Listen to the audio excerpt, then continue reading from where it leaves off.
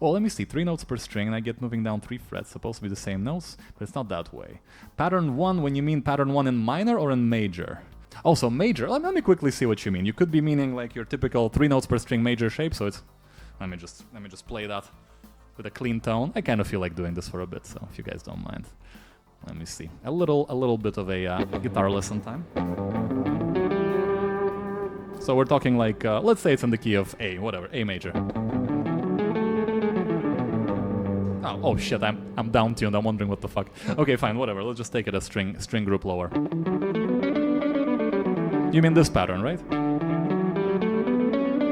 So like your standard, major scale. Okay, C major, alright, so let's do it here. So those big stretchy ones that most people really don't like because you have to have 1 fret in between, that kind of thing.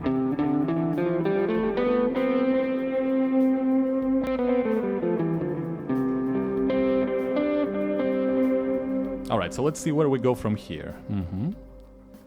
Supposed to be the same notes. Well, I mean, it does change, you see, because the fingering obviously changes as you're moving, down, you're moving high up in pitch, but down the fretboard, I guess. Or how was it? Down the neck. Down the scale, yeah. And then it just... Actually... Oh, am I missing something? Yeah, right. Okay. So let's see if we're going down C major here. So we reach another C and then we go. It's like the top of the A minor scale in this case. You just started on C. Still the same notes though, right? It's still the same notes. Aha, 8. Okay, I see. You're talking about. It's just I'm down tuned right now. But okay, let me bring it up to tune. Let's see. Okay, so we're back in standard tuning. So yeah, then 8, 10, 12 on an A string. Yeah. Let me get all comfortable. Yes, 9. Not on A. You mean on D, right? Yeah. So you have 9 on D string, and then 10 on D string. Yeah.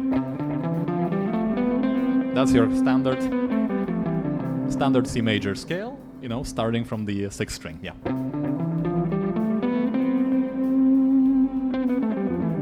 Yep. That's it, yeah. 1, 2, 3, 4, 5, 6, 7. So you have C, D, E, C, D, E, F, G, A, B, C. Yep. That's it.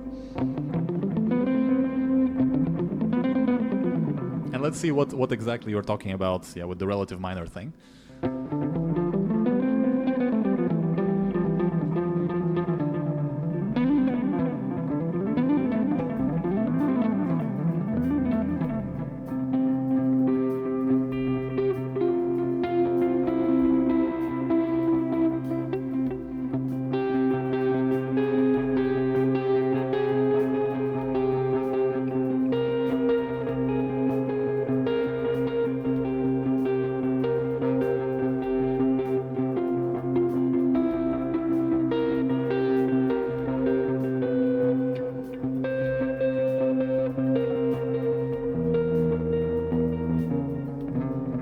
Go down to A, different notes in the same pattern. Okay, yeah.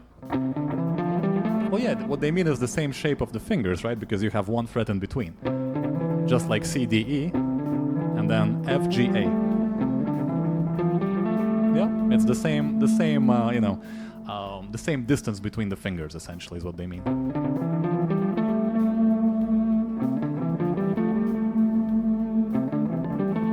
Yep. So what exactly is the confusion? Let's see. Oh, was it like that major 6 inversion of the relative minor 7? I actually don't know that one, Connor. I'm not sure. Major 6 chord. I mean, it could be.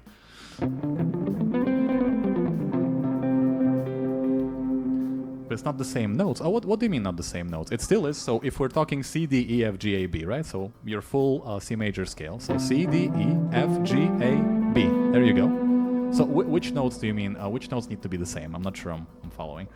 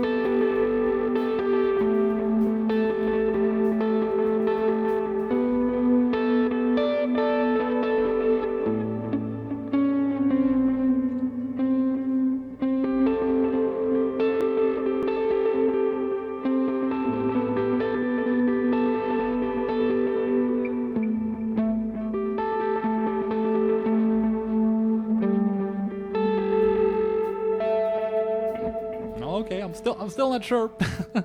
Still not sure what I'm helping you with yet. Let's see. You follow the same pattern on low E. Okay, A, B, C sharp. A, B, C sharp. So you mean, okay, but you're talking about... Yeah, but this is for A major though, you see, because we're switching to a different key. On low E, it's A, B, C sharp indeed. This would be... Actually, no, hang on. A, B, C sharp. Wait a minute. Well, yeah, exactly. So why are we switching to that? No, because you see, this would not be relative minor. You see, this is literally switching to a different key. We're switching from C major, but it's not. You see, because A minor, no. D, you have to remember that, I think that's where the confusion is. What you're playing is, what you're starting to play is A major here. Because your third degree, note C, is raised to C sharp. It's not supposed to be. Because remember, with C major, C, D, E, F, G, A, B, C. Now imagine that same thing from the note A. It would be A, B, literally the alphabet, A, B, C, D, E, F, G. And it's literally the same notes as C major. Notice they're the same notes. So C, D, E, F, G, A, B, C. Just extended from here. A, B, C, D, E, F, G. See? And they are the same notes. So what we're doing here, we're playing C major scale, and then A minor scale. Same notes. The exact same notes. The only difference is the note you're starting on. If you want to think of it this way, an A minor scale, so starting from C major, so they're wrong. In that case, they're wrong because it's not the same pattern. It's not the same pattern. It's because going down a couple of frets to A, basically starting on the 5th fret, in order to play A minor, it would have to be fret 5, 7, and 8. So A, B, C. It cannot be C sharp. So they're wrong. Then the lesson is wrong. You see, unfortunately, they are wrong because if they're trying to teach you relative major, relative minor, yeah, so they're wrong. There you go. You just have to remember. I think that's very useful to understand, especially if you're just learning C major, A minor. Just remember the notes. So C, D, E, F, G, A, B. No matter where you start from. If you start on F, right? So it's F, G, A, B, C, D, E, F. There you go. Or you start on G. G, A, B, C, D, E, F, G. And so on and so forth. You just need to be able to start on any note. Technically, you're at that point you're playing modes of major scale, but that's not something you need to think about. You just need to think about it as playing the same scale from a different degree, from a different note. Well, it's a really weird mistake for someone to make when they're saying, you just move the exact same pattern down, because that's not how it works.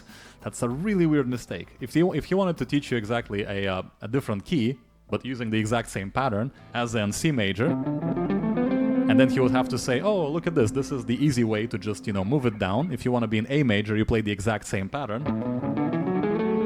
There's nothing is changing. It's just different frets. That I understand. But to say that is your relative minor, that's bullshit. That's just pure BS. I don't know why they would do it that way, but there you go. I'm glad I was able to correct that confusion, because I really, really dislike it when people are, teaching it this kind of way, just really in a really confusing way. Like, you have to establish your terms first and foremost. Like, if you're learning in a particular scale, you're not moving outside of that fucking scale, okay? You're just not. You're gonna have to stay in that, learn all the actual shapes, all the possible chords, intervals, essentially, really importantly. Extended harmony, as in, I'm talking about, instead of, for instance, your C major, you're doing your C major 7, you're doing D minor 7, E minor 7, that kind of thing. How you do the 7th chord harmony as well. You definitely don't start jumping to a different key. Like, you should absolutely stay within the same key, and it's relatives, as in, C major to A minor, relative minor. So, yeah. What do you mean what works? That pattern, well, you see, if they taught you, if it was taught correctly, it would work. Indeed, if it worked this pattern and then this, both of them would work over, well, you can even imagine. There's your C major. Just imagine it again.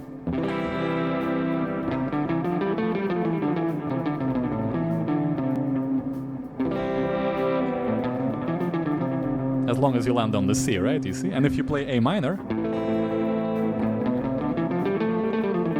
very, very precisely fitting, right? But see, that shape would also fit.